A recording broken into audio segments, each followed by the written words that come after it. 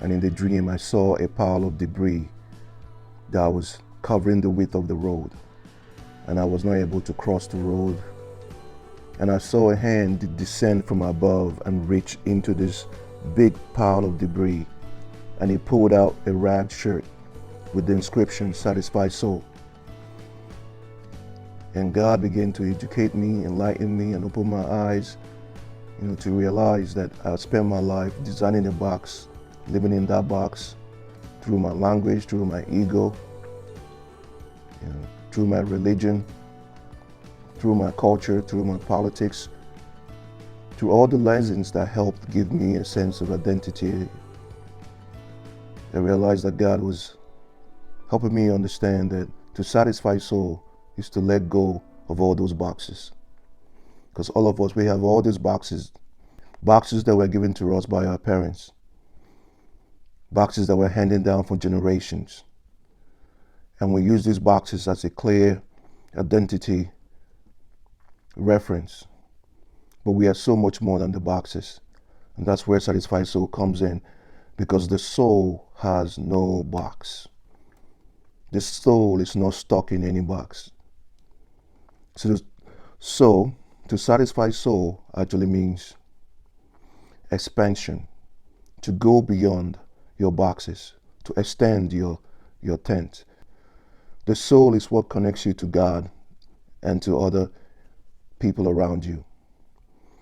Because without the soul, it's hard to make a real connection.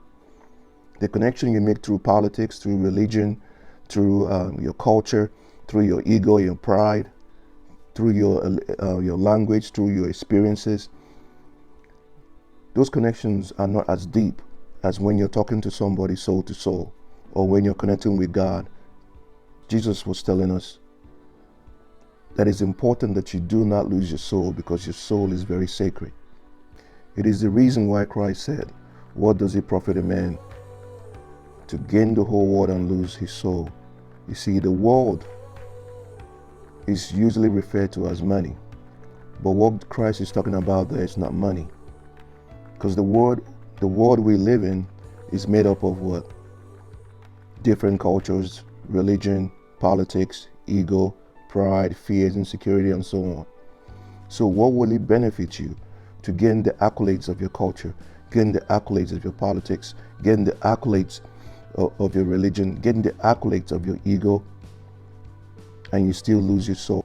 Because the soul is sacred. When you satisfy soul, you transcend all the boxes you can think of.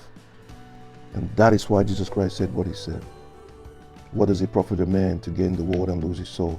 Because the world is a reference to everything we use to identify or define who we are. And even before that verse, he said that whoever seeks to save his life will lose it. That life again encompasses what I'm talking about: the culture, the politics, the religion, the fear, the ego, the language we use. Because the language of man is very limited and is biased as well. But there is a language that transcends our cultural language, our political language, our personal language, our fear-based language. Whatever language you speak, it is very biased. When you seek to satisfy soul, means that you're walking towards, or your desire is to transcend the limitations that are found in our language, in our culture, in our politics, in our religion.